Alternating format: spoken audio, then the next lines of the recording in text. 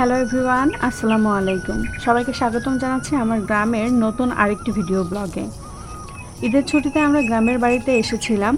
গ্রামের বাড়িতে গেট দিয়ে ঢুকতেই চোখে পড়ল দারুণ সুন্দর একটি মাধবীলতা ফুলের গাছ। পুরো গাছটা থোকা থোকা ফুলে ভরে আছে।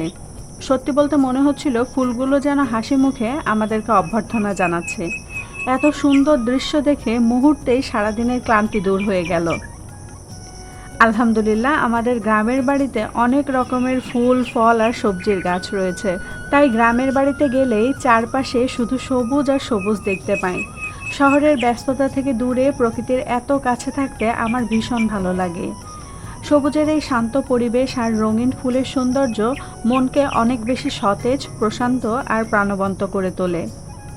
মাধবীলতা ফুলের সবচেয়ে বিশেষ দিক হলো এই ফুলগুলো সন্ধ্যার দিকে বেশি ফোটে। তখন এর মিষ্টি ও মনোমুগ্ধকর সুগন্ধ চারিদিকে ছড়িয়ে পড়ে।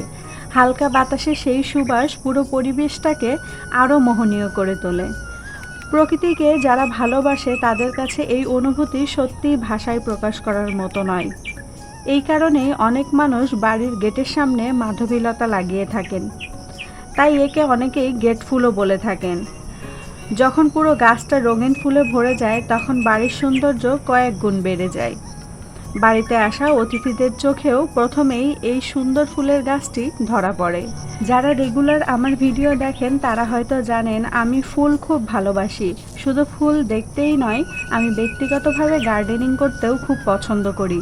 নতুন নতুন গাছ লাগানো, গাছের যত্ন নেওয়া এবং ফুল ফোটার আনন্দ উপভোগ করা, এই সব আমার কাছে অনেক ভালো লাগার বিষয়। বিকেলের দিকে আমরা সবাই সুন্দর করে সেজেগুজে এই মাধবীলতা ফুলের সাথে কিছু ছবিও তুলেছিলাম। সত্যি বলতে ব্যাকগ্রাউন্ডে যদি এরকম রঙিন ফুল থাকে তাহলে ছবিগুলো একদম অন্যরকম সুন্দর লাগে। প্রকৃতির মাঝে তোলা ছবির আলাদা একটা সৌন্দর্য সবসময়ই থাকে। আমার মনে হয় আপনাদের বাড়ির সামনে, ছাদে বা বারান্দায় যদি একটু জায়গা থাকে তাহলে অবশ্যই এই মাধবীলতা গাছ লাগানোর চেষ্টা করবেন। এটি শুধু সৌন্দর্যই বাড়ায় না, বরং ফুলের মিষ্টি সুবাসে পুরো পরিবেশটাকেও আরও মনোরম করে তোলে।